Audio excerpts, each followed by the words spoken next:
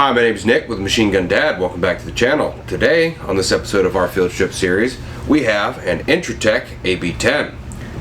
So, let's go ahead and take her apart. Beginning field strip is as simple as pulling the bolt to the rear, ensuring that there's no round anywhere to be found. In order to take this apart, you do have to make sure that the firing pin is dropped. Pull the trigger, make sure it clicks. Beginning with a punch on this pin at the front, push down, the whole pin drops out, set that off to the side. Your whole top end will pivot up and you can pull towards the front. There's your lower. The sling will come off the back end. On the back of the tube, you will see this cutout. Most of these AB-9s, AB-10s will come with this sling. The tab on the back end, the metal plate, can go into that slit, and we can rotate the back of this off. So, like so, in, start rotating.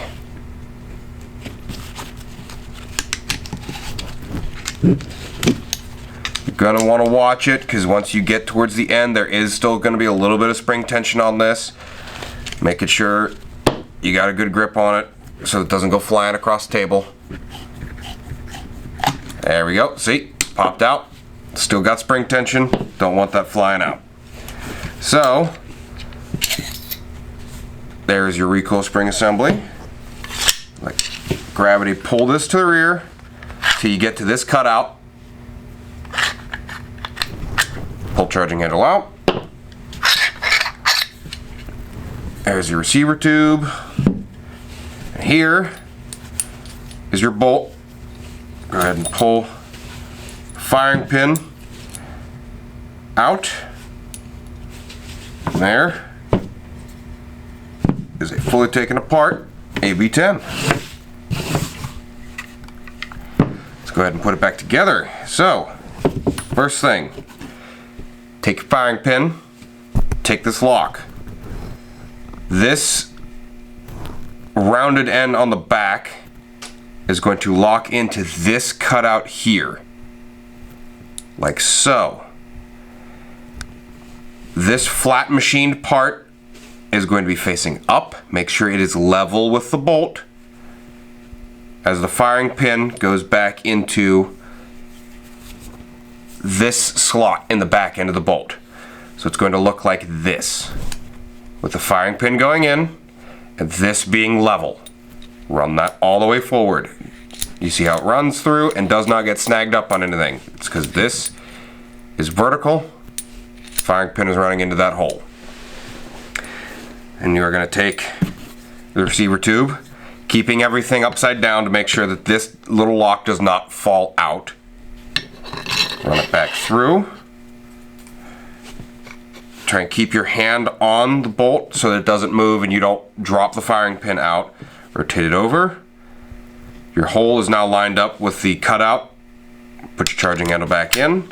That will help keep everything lined up. Make sure you don't run it all the way in, because if you run it all the way in, it'll lock.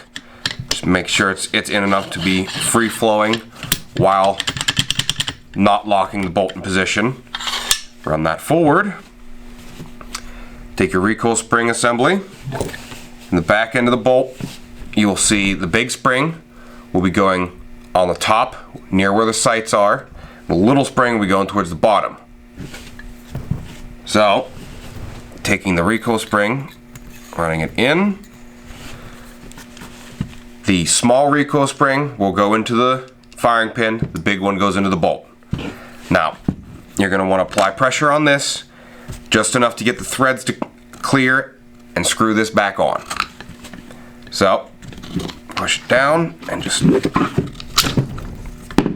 try and keep that down. Throw the back plate back on, and if you want to rotate the receiver tube to try and get it to catch the threads beforehand, you just got to sit there and fight spring tension. Try and get that rotated back on. You can finger tight it as much as you can. Once you can't tighten it with your fingers anymore, you can go ahead and take your sling. Once again, just sit there, rotate until you could feel it bottom out. It's not turning anymore. Here's your lower. This pin will go into the back end right here. Do not forget to put your sling back on. Get your sling into the back end of the lower.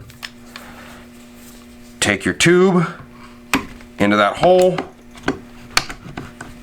Make sure it goes through both the sling and the back end of the receiver, or your lower. Now this is where it gets a little bit tricky. As you try and lock this back down, you'll notice the trigger's moving. Try and lock it back down and push it towards the rear. Just kind of, I guess, jimmy it around a little bit. Doesn't sound like the most scientific way of describing it, but once you hear, oh, almost, that trigger right there, that click, now your trigger is free flowing. That's a good test to make sure that you got your tube back into your lower. If it is a little bit out and you are not able to jimmy it around and get that trigger to work, move it until you hear that click, and it should be fighting you a lot less. It takes off a decent bit of that spring tension off of your tube. Then take pin, front end, push it through. Simple as. And there it is. Thanks for coming to another episode of our field strip series as we pulled apart this Intertech AB-10.